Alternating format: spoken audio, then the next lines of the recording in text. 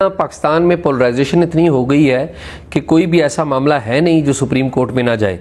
Supreme court में तो चीज़ें ज़रूर जाएंगी, मुझे इस बात पे कोई डाउट नहीं है। सुप्रीम कोर्ट लेती है नहीं लेती, उसको इस काबिल समझती है पिटीशन को, नहीं समझती, that is a separate thing, लेकिन सुप्रीम कोर्ट में ये मामला जाएगा और पहले भी ये जा चुका हुआ है। आपको पता है पिटीशन एक ऑलरेडी भी पेंडिंग पड़ी हुई है। लेकिन सवाल ये नहीं है, सवाल ये है कि इलेक्शन के डिले होने के बारे में खदशात जाहिर क्यों किए जा रहे हैं। दो बुनियादी वजह हैं। वो रीमा ने पहले थोड़ी से देर पहले आइन और कानून का हवाला दिया, तो मैं ये सोच रहा था कि रीमा ने बिल्कुल दुरुस्त वाले दिए, लेकिन रीमा ने ये सोच लिया है, ये समझ लिया। जी बेनजीर शाह है हमारे साथ आज, सॉरी मैं माफी चाहता हूँ। बेनजीर साहिबा ने, आप देख नहीं सकते, आपके पास प्रीव्यू नहीं है, बेनजीर है। जी मैं माजरत बेनजीर साहिबा बेनजीर साहिबा ने आइन और कानून के हवाले दिए कि जी आइन ये कहता है और 14 तारीख को वो इलेक्शन होने चाहिए थे, सुप्रीम कोर्ट ने ये कह दिया और कुछ फैसले पर अमल दरामद हो रहा है या कुछ पे नहीं हो रहा। प्रॉब्लम ये है पाकिस्तान में आइन पर तो अमल दरामद नहीं होता। पाकिस्तान में जो फैसला साजी है वो चंद ताकतवर लोगों के पास है। अब खदशात कहाँ पर आते हैं कि हफीजुल्लाह नियाज़ी साहब ने भी कहा कि जी मुझे खदशा है। ये कहाँ से आया खदशा, क्यों आया, उसका जवाब मैं आपको देता हूँ और मेरे कम कहे को ज़्यादा समझें, ठीक है। मैं नहीं चाहता कि प्रोग्राम भी सेंसर हो। देखिए पिछले दिनों कुछ मीटिंग्स हुई थी, आपको पता है कराची में, लाहौर में कुछ मीटिंग्स हुई थी। उन मीटिंग्स के अंदर कुछ बातें आई थी सियासी जमातों के हवाले से भी कि सियासी जमातें मुहिब वतन नहीं है, कोई इस तरह की बातें भी आई थी, उनकी तरदीद नहीं हुई।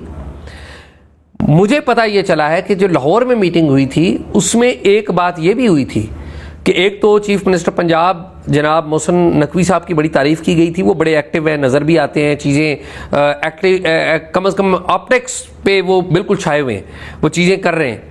तो चीफ मिनिस्टर पंजाब की बड़ी तारीफ हुई, तो किसी ने कहा कि इनको तो ज़्यादा टाइम मिलना चाहिए, देखें कितना अच्छा काम कर रहे हैं। फिर किसी बिजनेसमैन ने कहा कि जी बिल्कुल इनको 5-6 महीने मिलने चाहिए ताकि ये परफॉर्म करें। तो जवाब आया कि 5-6 महीने नहीं, इनको तो 5-10 साल मिलने चाहिए, यानी कि ये निगरान सेटअप है, इसको तो 5-10 साल मिलने चाहिए।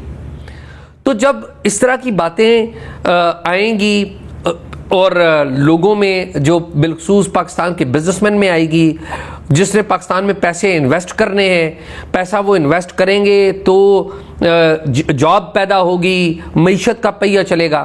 तो बिजनेसमैन क्या करेगा, बिजनेसमैन को पता है कि ग्राउंड पे सूरत हाल क्या है, बेयकीनी की सूरत हाल है। तो ये वो बातें ये इस तरह से हैं, ये जो बेयकीनी है ना, ये इस तरह से है। मेरे ख्याल में चीफ इलेक्शन कमिश्नर ने दुरुस्त किया कि उन्होंने शेड्यूल जारी कर दिया।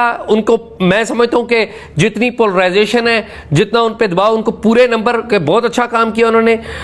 मैं समझता हूं कि अब सियासी जमातों को भी चाहिए कि वो भी आगे बढ़े। और मुझे, मैं अब आपको बता दूं अलीना, मुझे बहुत सारे गैर जमहूरी कुव्वतों की ख्वाहिश आई है और इस ख्वाहिश का इजहार किया गया है कि मुल्क में इलेक्शन ना हो, इसी सिस्टम को आगे चलाएं, हम मईशत को ठीक कर लें और परफॉर्म करके बता दें कि ये सिस्टम चल सकता है तो आगे चल पड़ेंगे।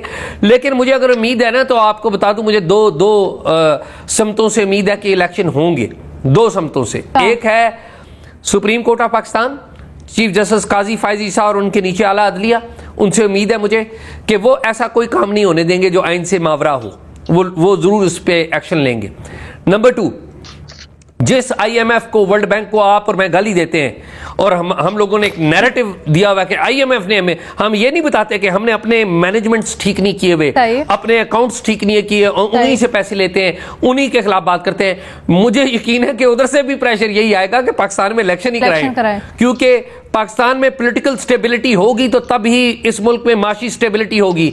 इस मुल्क में तजर्बात नहीं चल सकते। आप 75 साल हो गए तजर्बात बाकियों की तो तारीफ कर रहे हैं, लेकिन अभी आपने इलेक्शन कमीशन का कहा कि आपको लगता है बड़ा अच्छा उन्होंने किया है। स्केड्यूल का तो ऐलान नहीं किया ना उन्होंने इलेक्शन का, अभी भी गैर यकीनी है कि आखिरी हफ्ते में होते नहीं होते। 90 दिन तो खत्म हो गए, तो फिर कौन कहाँ किसको पकड़े।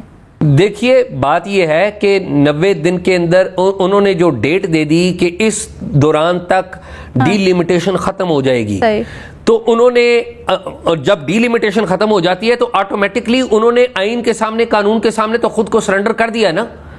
सरेंडर तो वो हो गए कल। अच्छा। आज बैठ के आप ये सवाल कर रही हैं, कल जब डीलिमिटेशन खत्म होगी आप बैठ के प्रोग्राम करेंगी। डीलिमिटेशन खत्म हो गई, इलेक्शन का शेड्यूल आया है या नहीं आया, तो वो वक्त से पहले क्यों शेड्यूल जारी करें? अच्छा। वो तो टाइम पे शेड्यूल जारी करेंगे। तो मेरे ख्याल में जो उनका एजेंडे पे पहली चीज थी उन्होंने खत्म कर दी, वो दे दी। जब वो एजेंडा खत्म होगा तो अगली शेड्यूल के ऊपर आप भी प्रेशर डालेंगे, हम भी डालेंगे, और आई बिलीव के वो भी देंगे।